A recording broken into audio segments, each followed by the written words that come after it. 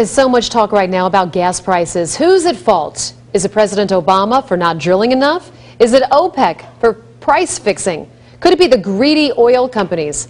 There are many reasons being floated as to why gas prices are so high, but there is one that you aren't going to hear from any other media around town. Ben has the reality check.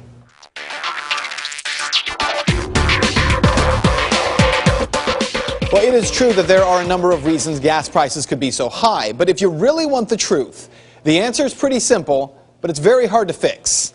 And it's right here. Gas is so expensive because this dollar is not worth what it used to be. The fiat dollar means that the price of oil is going up, and there is no real way to bring it down without dealing with the value of what you have in your wallet. Let's start with what a fiat dollar is. The word fiat is from the Latin, meaning let it be done, simply meaning that the value of a dollar is not based on anything. The Federal Reserve prints money without a standard of gold or silver.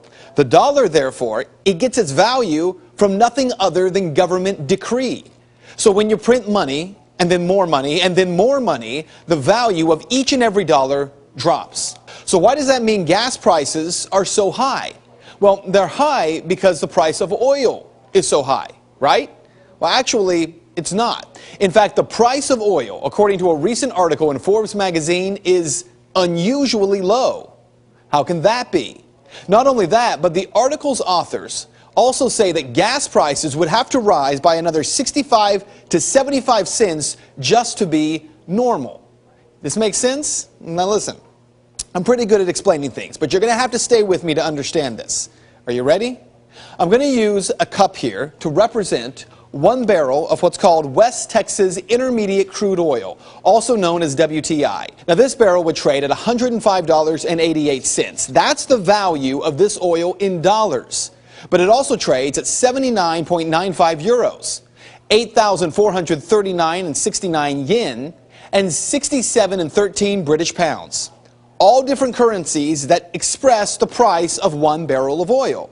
What's important, though, is that the value of this oil isn't based on any of these currencies. It is tied to gold. 1 barrel of WTI is valued at 0.0602 ounces of gold. Are you with me? The value of oil is tied to the value of gold. So why is the price of oil undervalued? Well, get this. Since January 1st of 1971, there have been 493 months. During that time, the price of WTI has averaged 0.732 ounces of gold. Now, don't think in price of dollars here. Right now, we're talking about gold. So gold right now in oil is trading at 0.0602 ounces of gold for 1 barrel of oil. The WTI, that means, is only at 82% of its average right now, which means the price would have to rise and will rise at least another 75 cents a gallon just to hit its average. So when Republicans say that if only President Obama would have approved the Keystone Pipeline, the price of gas would drop, they're incorrect. It is true that President Obama wants alternative energy. It's true that he has said he doesn't have a problem with high prices, but he prefers a gradual adjustment. But even if the U.S. market were flooded with oil, the price would not drop dramatically because oil right now is underpriced. Recently, I also told you that part of the reason prices are so high is because oil companies are selling our oil in China and India.